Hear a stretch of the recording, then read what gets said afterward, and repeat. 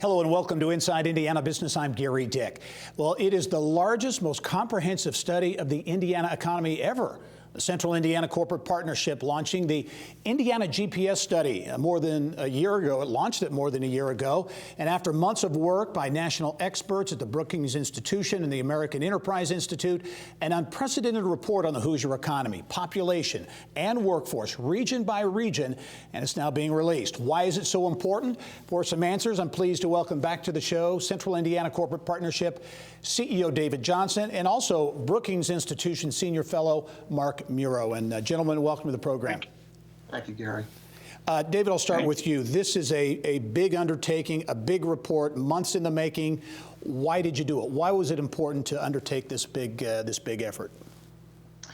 Well, Gary, as you know well, the Central Indiana Corporate Partnership is an organization of Indiana's preeminent corporate leaders, philanthropic and university leaders. And a big part of our mission is related to education, research, data, and understanding much better where the state is going and how we can have it go in even better directions moving forward. We've done a lot of big research projects over the years. We've never done anything on this scale.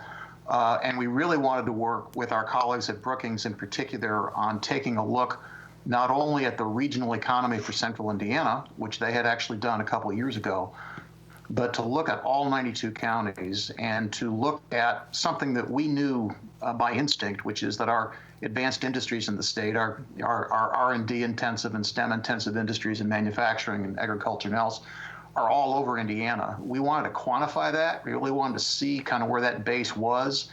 And then we wanted to get a better sense of how it was doing, how competitive it was, how it was handling technology challenges and changes. And beyond that, what other jobs looked like in Indiana, what the nature of work in Indiana today at a time of enormous transition and change.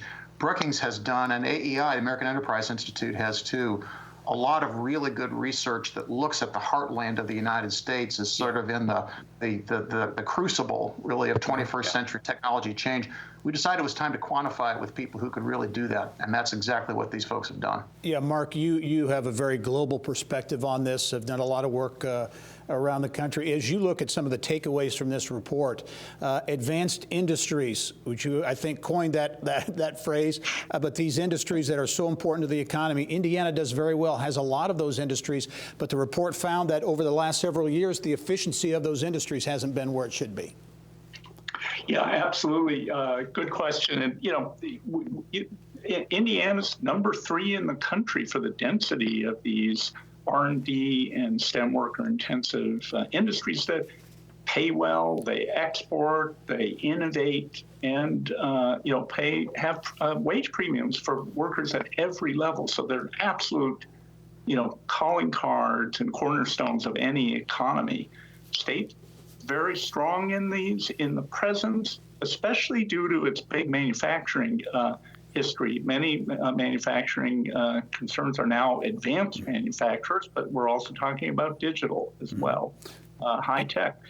They're doing well, but there's been a slippage of their competitiveness measured by productivity, and we think that that's got to be a top priority for the state. Yeah, top priority, and Mark, I'll get both of your opinions on this, but the recommendation is for more investment, more focus on policy investment, including from the private sector side on digital, on technology. Mark? Yeah, absolutely. It's digital adoption is the term we use. Companies that are digital need to get more digital, and the many that aren't yet, including outside manufacturing, the service sector, have got to start moving up the curve. We've seen in the crisis that if you're a retail organization and are not digital, not online, not a strong e-commerce position, you're not going to survive. So it's just that important now. It's a matter of survival and competitiveness for the state's economy. Yeah, David, I know you agree with that, but we're running out of time here. Very quickly, I want you to get a comment on one other recommendation. Do more to support workers who aren't in good jobs. Quickly, what does that mean? Well, among other things, the report has a number of recommendations, but it means certainly doing more to invest in skills development up front, lifelong learning for folks, and also through the workplace, greater workplace-based skills so that people can have more opportunities to make more money and to do better.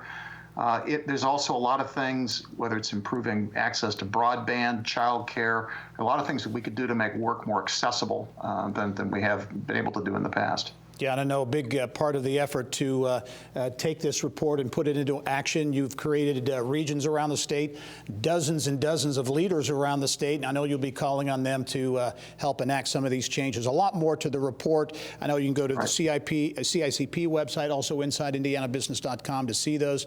David Johnson, also Mark Muro, thank you both for joining us. I'm sure we'll do more on this going forward.